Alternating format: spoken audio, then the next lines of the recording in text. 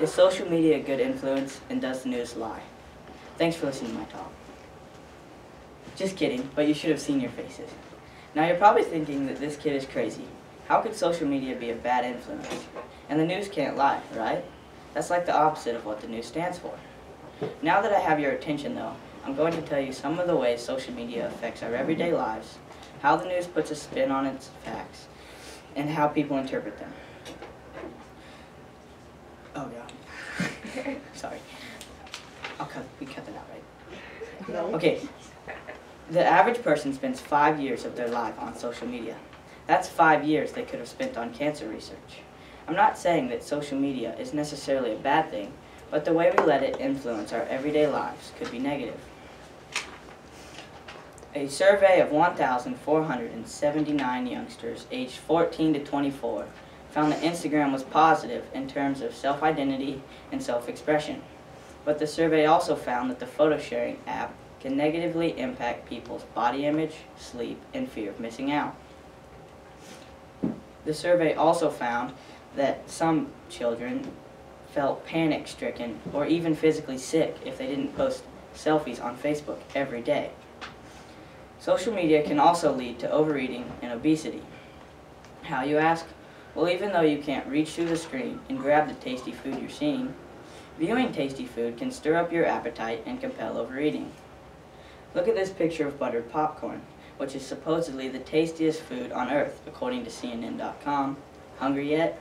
I know I am. But that might just be because popcorn's my favorite snack.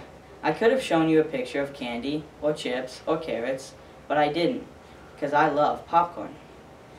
I choose which facts to show you based on my own biased view of the world. News media bias is also real. It reduces the quality of journalism and fosters distrust among readers. This is bad for democracy, says Timothy P. Carney, the senior political columnist at the Washington Examiner, and lots of people agree with him.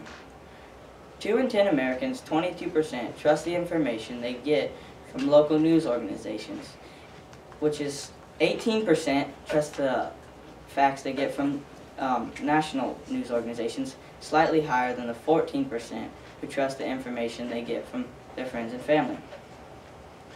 59% of people think that the news should report just facts without any form of interpretation. So why don't they? The news reports facts.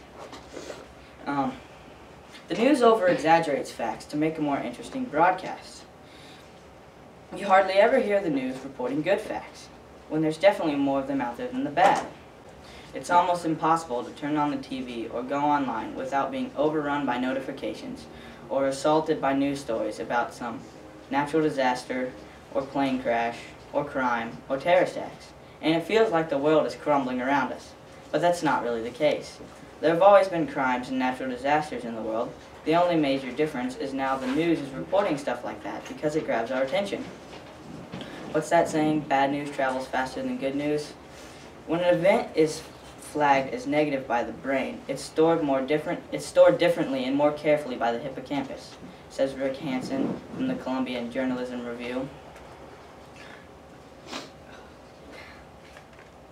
just forgot my conclusion. Okay. Sorry.